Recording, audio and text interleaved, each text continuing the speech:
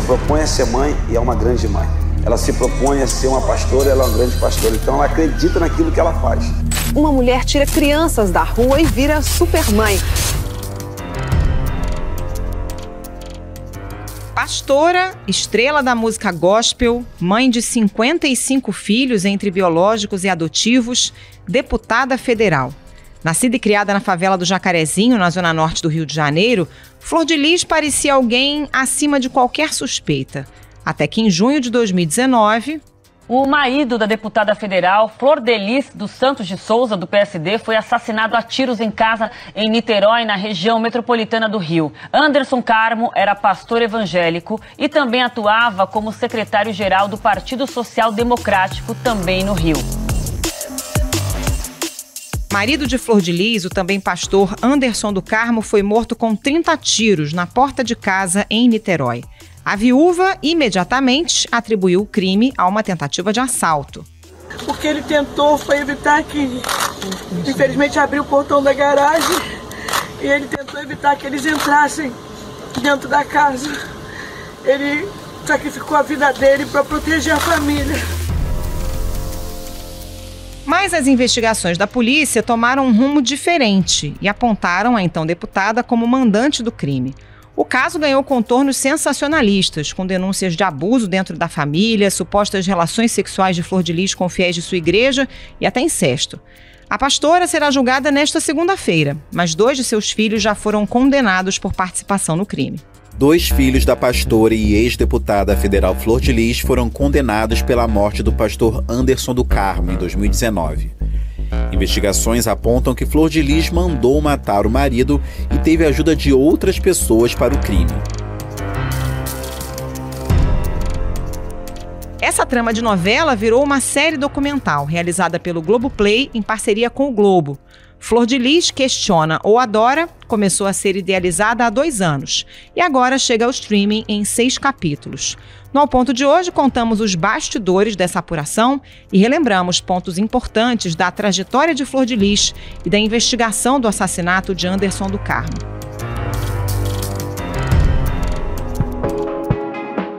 Eu sou Carolina Moran e neste episódio converso com a repórter Carolina Heringer e com o editor de política Tiago Prado. Fique com a gente.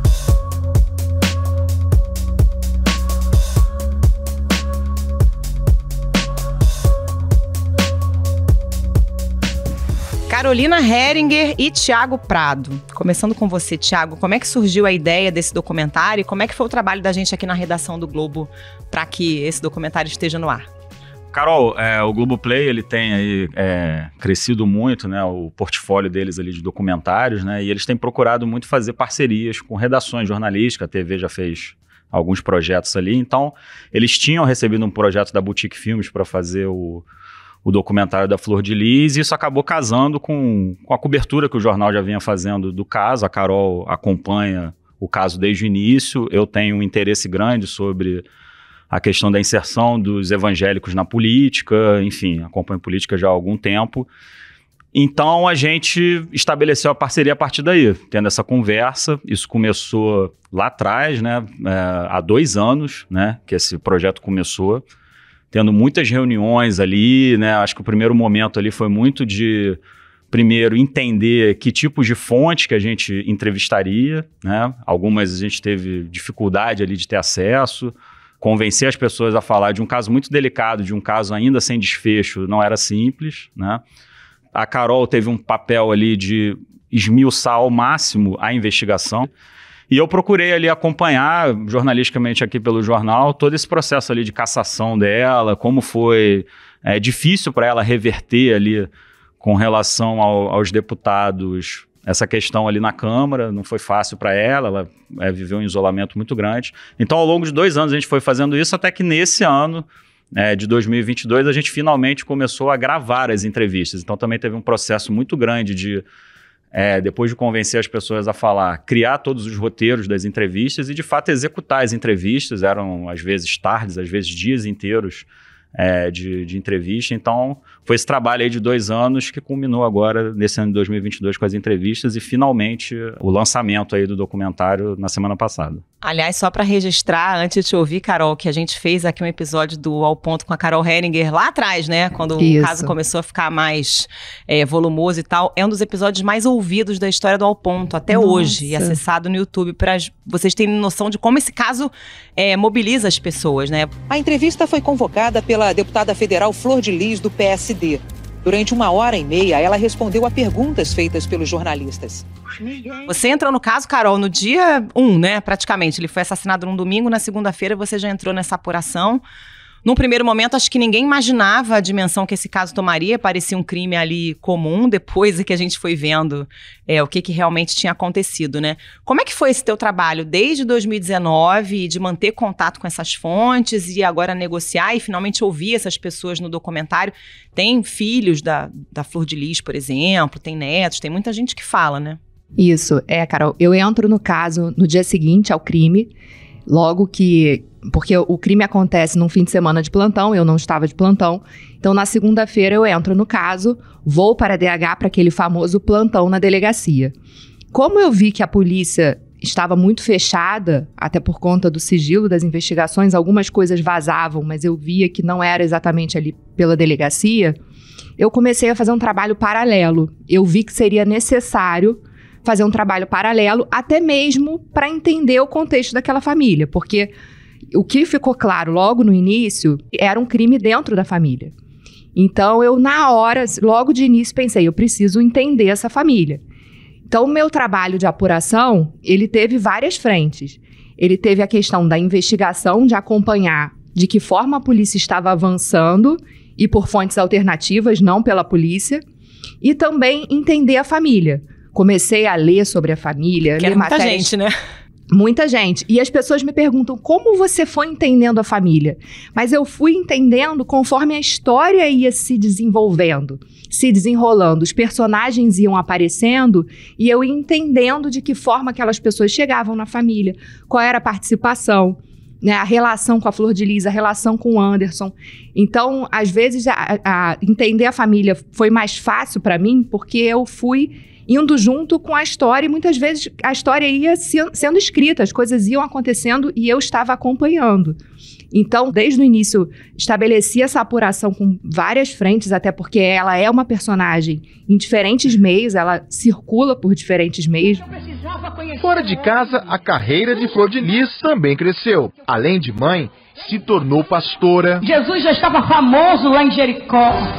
Cantora. Olá, pessoal, eu estou aqui em Brasília. E entrou para a política.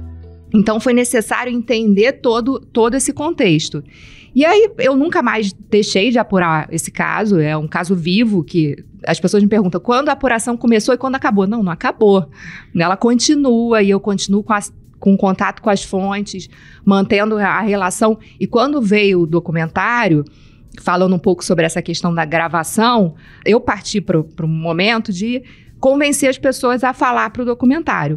E como o Thiago falou, não foi uma tarefa simples, porque num primeiro momento, isso é uma coisa interessante. O que eu senti? Num primeiro momento, logo que as pessoas queriam que ela fosse responsabilizada, antes dela ser presa, porque ela demorou a ser presa, havia as pessoas gostavam de colaborar porque havia esse desejo de vê-la, quem estava contra ela e achava que ela tinha participação, principalmente, de vê-la presa, vê-la sendo responsabilizada.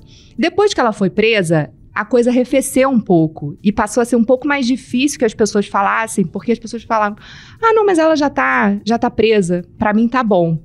Foi muito comum ouvir isso. E aí teve todo esse trabalho de convencimento, como o Thiago falou, é uma história acontecendo, então fontes até oficiais, Ministério Público, por exemplo, não está no documentário porque não quis falar antes do julgamento dela, eles não quiseram, nenhum promotor envolvido quis. Fora isso, tinha dificuldade das pessoas do passado que já não queriam mais ter o nome associado a ela, pessoas que de alguma forma se envolveram na história, até pessoas com grandes participações, como os irmãos Werneck, por exemplo, não quiseram ter o nome associado mais a ela, quiseram dissociar, apesar de ser impossível, tem gente que tem uma participação fundamental na história. Antes da gente entrar nesses personagens, Thiago vai falar também um pouco dessa trajetória dela na política. Só pra gente se situar, em que pé que tá a investigação? Já tem gente condenada? A Flor de Lis ainda não foi julgada? Como é que tá? Já foram realizados 2 julgamentos do caso. No primeiro deles, 2 filhos dela foram condenados. Um dele, o biológico, o Flávio, que é acusado de ser o executor, quem disparou os tiros contra o Anderson. Que sai preso do enterro, né? Que sai preso do enterro, isso. Que é um momento ali no documentário super legal, né? Na hora que eu saí do cemitério, quando eu estava tentando sair do cemitério, a polícia fechou a saída. Então eu fiquei ali... E eu olhei pelo retrovisor e vi uma movimentação. E o Lucas, que é um filho adotivo, que é condenado por ajudar na compra da arma do crime. Depois, no segundo momento, no segundo julgamento, outros 2 filhos foram condenados. O Carlos Ubiraci, que foi absolvido, na verdade, de participação no homicídio nas tentativas de envenenamento do Anderson, mas ele é condenado por associação criminosa armada, por fazer parte da associação criminosa que a família se tornou, segundo o Ministério Público. E o Adriano, que é outro filho biológico, que foi condenado por uso de documento falso, por causa daquela trama da carta, que eles armaram uma carta para tentar atrapalhar as investigações, e também pela associação criminosa armada. Nesse julgamento do Adriano e do Carlos, também são condenados um ex-policial militar que se envolveu nessa trama da carta e a esposa dele, o Marcos Siqueira e a Andréia. Agora, nesse terceiro julgamento, que serão julgados a Flor de Lis, 3 filhos e uma neta, todos por participação no homicídio.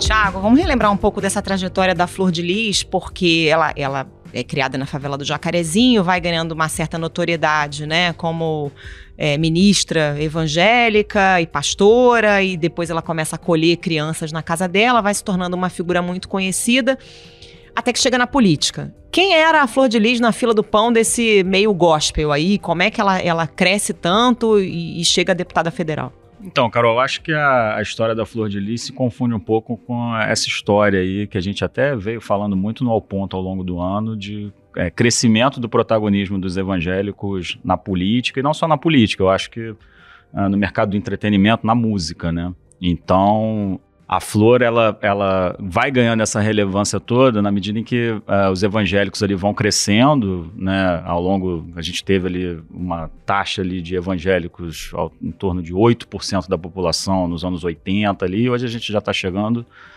a 30%, né? A gente teve um crescimento muito grande da música gospel, né? Então a Flor era da gravadora do senador já falecido Haroldo de Oliveira, MK Music.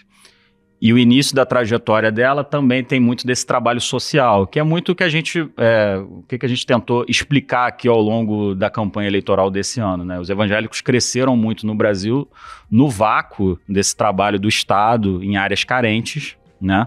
E a Flor representa muito isso, ela fez muito trabalho social em muitos lugares. Então você tem esse trabalho social que conversa com a trajetória da Flor, você tem depois um segundo momento de protagonismo na música, a música deu muita projeção a ela, né?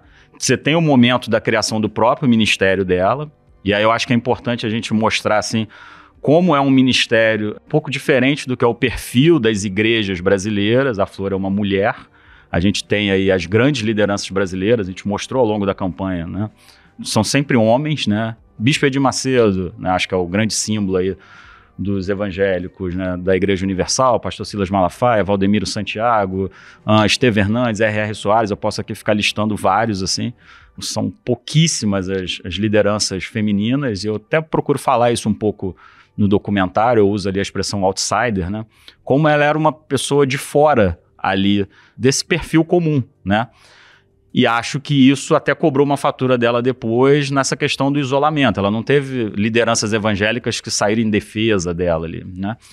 Então, respondendo sua pergunta, quem era ela na fila do pão? Acho que ela tem toda essa trajetória e aí ela resolve fazer essa entrada na política muito tradicional dessas outras lideranças aqui que eu falei, né? Essas lideranças acabam muitas vezes lançando os seus próprios nomes. No caso da Flor, ela mesma pegou e foi ela ser candidata. Conseguiu entrar ali em 2018 numa onda que aconteceu no Brasil, né, bolsonarista, né? Ela estava ali daquele lado da história que venceu a eleição. O Harold de Oliveira, né? O Harold foi um senador extremamente relevante na construção dessa trajetória da Flor política.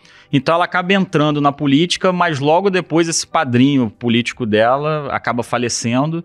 Tinha muita dificuldade para o Harold entender e aceitar que a Flor tinha participação naquele crime. Acho que isso foi uma coisa que eu e Carol fomos acompanhando ao longo dessa apuração, né? Quer dizer, muita gente que defendia a Flor inicialmente, né, por essa dificuldade, isso que a Carol falou é importante, essa ligação com a Flor do passado, fazer com que as pessoas, né, tivessem muita dificuldade de ver que ela poderia ter um envolvimento, porque as pessoas começaram a entender com o avanço das investigações que as provas estavam começando a aparecer de maneira muito consistente, assim, né? Temos que aguardar o resultado final, mas me parece, presidente, que o relatório da polícia é robusto. Ela enganou todo o Brasil, ela não enganou só o segmento evangélico, ela enganou a nação inteira. Nós aguentamos pancada aqui, nós temos couro grosso, não tem problema nenhum, tá? Agora fica chateado que a minha esposa também tirou foto com ela e roda na internet. Para fechar aqui, era uma pessoa que tinha uma inserção na sociedade muito grande, acho que o início do documentário mostra muito isso, né? Ela, Ana Maria Braga, ela, né, reconhecida por várias celebridades, assim, né? E que termina super isolada, assim. Se eu puder só fazer uma observação, claro. Quando eu falei da dificuldade de convencer as pessoas a falarem com a gente, teve um outro lado, eu falei das pessoas que queriam vê-la condenada, presa, mas tinha um outro lado, que aí acho que foi o trabalho mais difícil até do documentário, e foi as pessoas que estavam junto à Flor, que até hoje defendem a Flor de Lis. Porque eram pessoas, por muito tempo, esse pedaço da família não queria falar com a imprensa. Eu por muitas vezes queria ouvir o lado deles, mas eles nunca quiseram falar.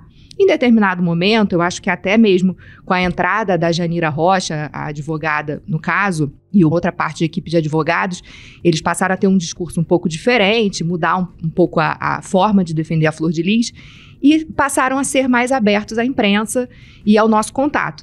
E que é fundamental no documentário. Acho que isso é um golaço do documentário.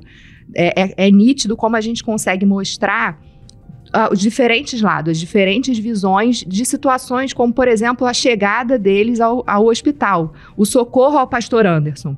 Eu acho super interessante esse início, porque o Misael, que é o filho afetivo, que logo ficou contra ela, dizendo que ela estava fazendo cena, que ela não estava sofrendo, conhece ela há 30 anos, e aí a gente tem uma neta biológica, a Rafaela, que entra falando que foi o momento que ela viu que a avó estava sofrendo, primeira vez que ela viu a avó sofrendo de fato.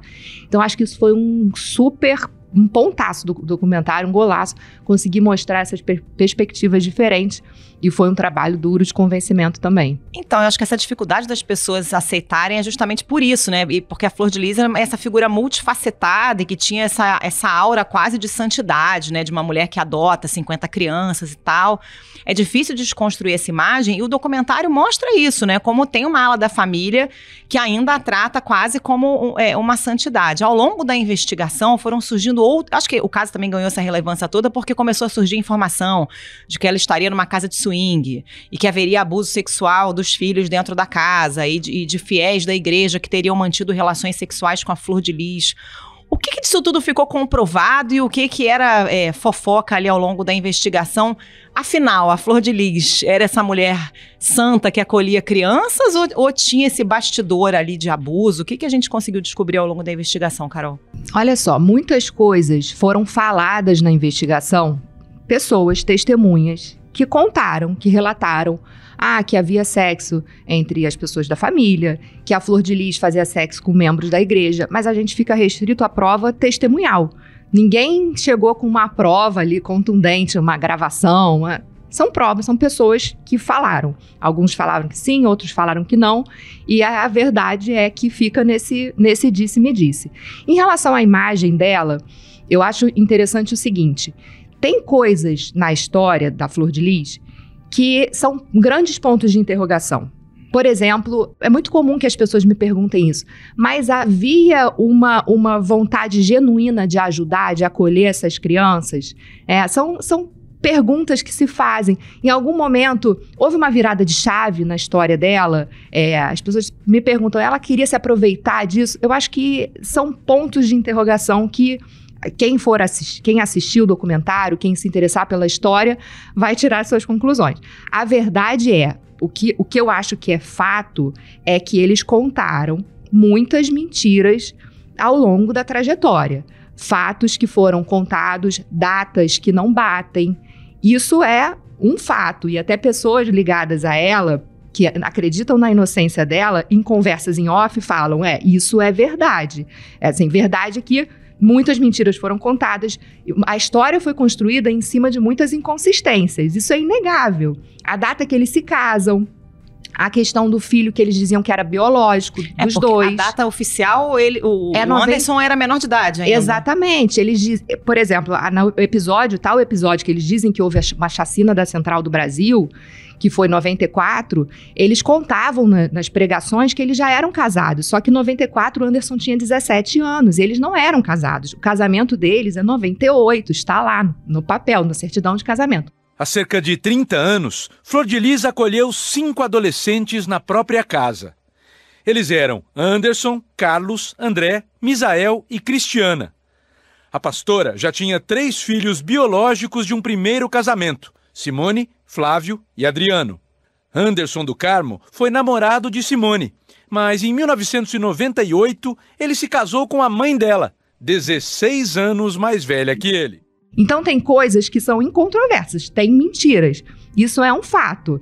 Então, o que fora disso era verdade, que são coisas mais subjetivas, de vontade mesmo de ajudar, de bondade, aí tem filhos que dizem que até hoje ela é uma pessoa assim, ela acolhe todo mundo, tem gente que... Aí tem pessoas da família que dizem que não, ela acolhia, mas não cuidava, não se preocupava. E fora a questão do latrocínio, né? A primeira versão para o crime, né? No reflexo, essa versão apresentada, né? Eu acho que ela acabou perdendo credibilidade por conta dessas histórias que foram sendo descobertas, que eram mentirosas, coisas da história deles que foram caindo por terra, e aí você perde a credibilidade. A história do latrocínio, como o Thiago falou, tirou a credibilidade também do discurso dela, porque viu-se que não, era uma coisa inconsistente, não tinha nada a ver. Tem até o delegado que atuou no local de crime e fala: um casal que estava sendo perseguido entra na garagem de casa e deixa o portão aberto, não faz sentido, de fato. Então, isso foi fazendo com que ela perdesse credibilidade, e aí você perde credibilidade de uma forma geral. Quando você vai falar sobre o crime, você diz, eu sou inocente, as pessoas falam, poxa, mas foram tantas mentiras ao longo da história, será que isso é mais uma mentira? Então, esse foi o cenário que acabou se construindo. E quando você fala de julgamento por um crime como esse, não tem como você dissociar as coisas. Vamos nos ater às provas do processo. Não tem como. As pessoas montam um cenário geral daquele personagem. E por isso mesmo, as investigações da Polícia Civil não se restringiram apenas ao crime. Eles foram a fundo. Por que eles foram a fundo? Para descobrir a adoção que não tinha acontecido, para descobrir talvez uma ida à casa de swing, porque eles julgaram que aquilo era importante na construção, ou talvez na desconstrução, daquela imagem, para as pessoas entenderem se aquele crime era possível ou não.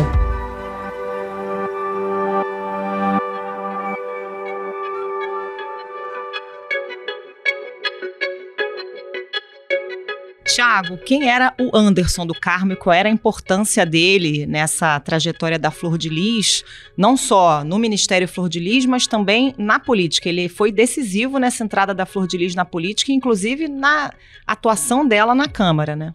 Eu lembro que assim que assume o Bolsonaro em 2019, o Rodrigo Maia era o presidente da Câmara, né? Enfim, logo depois que aconteceu o crime, comecei a conversar com o Rodrigo Maia, e o Rodrigo Maia, sobre a atuação parlamentar da Flor. De fato, a Flor ali, quando entra, ela não tem uma atuação parlamentar relevante, eu procuro falar isso no documentário, não é uma pessoa que se destaca por projetos de lei ou por estar nos principais debates do país, sequer de ser uma voz relevante da bancada evangélica, né? A bancada evangélica tem inúmeras figuras que estão sempre aí aparecendo. E quando eu fui perguntar para o Rodrigo Maia sobre a atuação, o Rodrigo Maia sempre falou, olha, eu sempre tratei com o Anderson. A gente conta a história até do crachá que o Anderson teria ali para circular no Congresso. Então, apesar de não ter cargo, né? O cargo dele era marido da deputada. Exatamente, assim. Então fica muito claro quando a gente conversa com as pessoas da política do Rio, principalmente depois do crime, que é aí que a gente vai, né, procurar saber mais sobre a atuação, que o Anderson era a grande figura do mandato. Qual era a proposta do Anderson? Nós precisamos preparar a Flor para um grande momento político. E essa era a visão dele. Ele tinha na cabeça um projeto político de longo prazo. E aí, assim, quando a gente pergunta ali para algumas pessoas, né, se de fato a eleição para a Câmara, né, a Flor foi super bem votada, foi muito relevante a votação dela, se aquilo mudou o casal, é impressionante como muita gente fala que mudou o casal, né? Que ter o poder do mandato, né, teria ele mudado o casal, é claro que... Começou a gerar muitos atritos entre eles. Começou a gerar muitos atritos entre eles, então eu acho que fica claro que o Anderson era a pessoa que a política do Rio sempre procurava para tratar de interesses ali na Câmara dos Deputados, e fica claro também que depois que o Anderson morre, é aquilo que eu falei lá no início, quer dizer, a Flor fica super isolada para conseguir uma articulação na Câmara para evitar a cassação, né? A gente está falando aqui que ela ainda vai ter esse julgamento, mas ela já teve um julgamento de 513 deputados. E nesse julgamento ela foi muito mal, muito mal. A gente sabe muito bem, a gente que acompanha aqui política já há algum tempinho, que é difícil um deputado ser cassado, né? A gente tem muitos deputados aí ao longo da história que, com os mais diversos crimes, com acusações barra pesada. Deputado trabalhando em regime semiaberto, né? Vai trabalhar na Câmara de dia e dorme na prisão de noite. Exatamente. Já aconteceu. E eu me lembro, eu conversando com o Arthur Lira ali, ele ainda demorou a pautar o caso, foi um caso que não foi rápido ali, né? Mas ele chegou uma hora para mim, conversando, e falou, tá difícil, assim, porque isso que a Carol falou, quer dizer, com o passar do tempo, todas essas inconsistências sendo mostradas, esses 513 juízes foram formando a convicção deles ali, e que era uma convicção de um crime muito barra pesada, de um homicídio, né? Então ela até tentou ali na reta final, a gente fez essa matéria aqui no Globo, tentando ali cobrar do Arthur Lira. Vale lembrar, o Lira, quando se elege para a presidência da Câmara, ele amarra vários apoios. A Flor tenta ali, de alguma forma, colocar uma versão para aliados e para o próprio Lira, que o Lira teria se comprometido com ela a ajudá-la no processo de cassação, caso tivesse o voto dela. De fato, a Flor votou no Lira, o Lira teve uma ampla votação ali, e o Lira nega isso. Aliás, o Lira, inclusive, gosta de dizer que fui o mais justo possível. Eu demorei a pautar esse processo. Só que é isso, quando o processo foi pautado tanto no Conselho e depois no plenário, ela tomou uma lavada.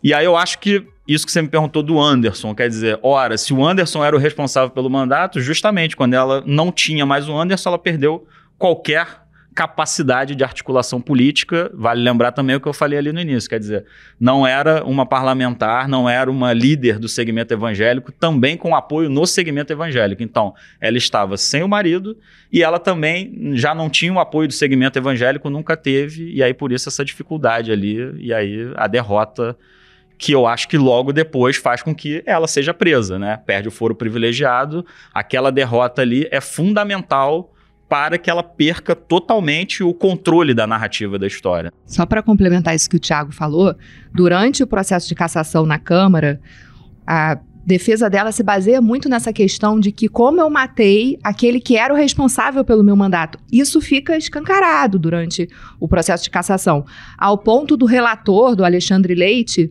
chegar para ela e perguntar: deputada, por que nós devemos manter o seu mandato se quem de fato estava exercendo não era você, era o seu marido? E que capacidade, então, você tem de manter, de tocar esse mandato?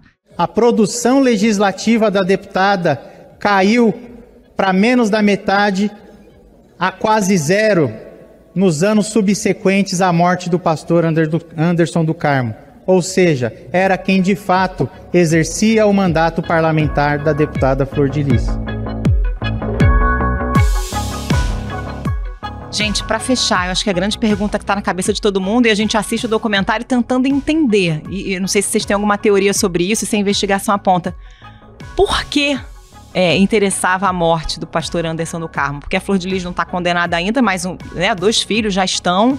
E pelo que vocês estão dizendo, é isso. O Anderson era o presidente do Ministério Flor de Lis, era o cara responsável pelo mandato. O que aconteceu ali, gente? Eu acho que é um grande ponto de interrogação e a Flor de Lis acaba usando muito isso para se defender. Porque eu ia matar a minha galinha dos ovos de ouro? Porque eu ia matar o meu grande articulador? Ela usa de fato isso, mas o fato é que eu acho que a família acreditava, e aí não estou dizendo se ela tem ou não tem envolvimento, porque não cabe esse juízo, mas de uma forma geral, na família, que é incontestável que o crime aconteceu ali dentro, havia uma insatisfação muito grande em relação à forma com que ele conduzia as finanças, com que ele conduzia. Ele era muito rigoroso, não era uma pessoa fácil, ele de fato conduzia as coisas ali mão de ferro. Então tinha uma insatisfação muito grande, ele limitava o dinheiro, dava apenas uma parte do salário para ela e limitava que ela desse algumas presentes para os que diziam que eram os preferidos dela. Então havia essa insatisfação e eles não acreditavam que o castelo iria ruir dessa forma. Essa é a minha opinião. Primeiro, o Misael era um ponto muito importante na família, dava muito suporte na questão financeira e tinha uma articulação na política, bem ou mal. Não era nem de longe a articulação do pastor Anderson, mas ele se tornou vereador em São Gonçalo. Tanto que quando ele se afasta da Flor de Lis, ainda assim ele continua sendo procurado pelas lideranças de São Gonçalo para apoiar na eleição seguinte. Então, o Misael ele já tinha uma articulação política, ele cuidava da questão financeira. Então, primeiro, eu acho que eles não imaginavam que eles perderiam o Misael, porque o Misael é o primeiro a denunciar e sair fora. E eles talvez não acreditassem que a polícia descobriria todo o plano. Eles achavam que eles iam conseguir que essa tese do latrocínio, de que ele foi vítima de violência, iria colar e ninguém ia descobrir o plano todo que aconteceu. Mas essa é a minha análise do que eles achavam, de que forma o crime não seria descoberto. Eu fico com a questão que eu falei aqui da mudança do casal quando entram na política. Acho que os dois, né? Vou colocar o Anderson também entrando, já que a gente está falando aqui do mandato. Eu acho que isso ali muda, de alguma forma, a chavinha ali no relacionamento e acho que isso fica nítido ali para muita gente da política aqui do Rio, sabe? E aí a gente tem mais um crime político no Rio de Janeiro, um estado marcado por crimes como o do vereador Nadinho lá atrás, Marielle, claro que são de naturezas distintas, mas a gente, acho que fica claro que a gente mora num estado aí marcado pela violência e marcado pela violência política também. Gente, obrigada pela participação, Thiago Prado, Carol Heringer, parabéns pelo trabalho e até a próxima. Valeu, Carol, obrigado. Obrigada, Carol.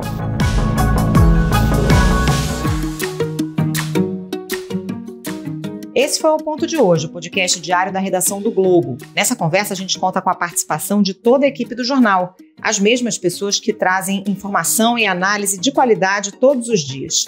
Quer saber mais? Assine o Globo. Acesse assineoglobo.com.br e confira todas as notícias e reportagens especiais. Além dos áudios da TV Globo, nesse episódio utilizamos áudios do documentário Flor de Lis, Questiona ou Adora, da Globoplay. A produção deste episódio foi da Júlia Pina e a edição é do João Guilherme Lacerda e da Luciana Malim. Até mais!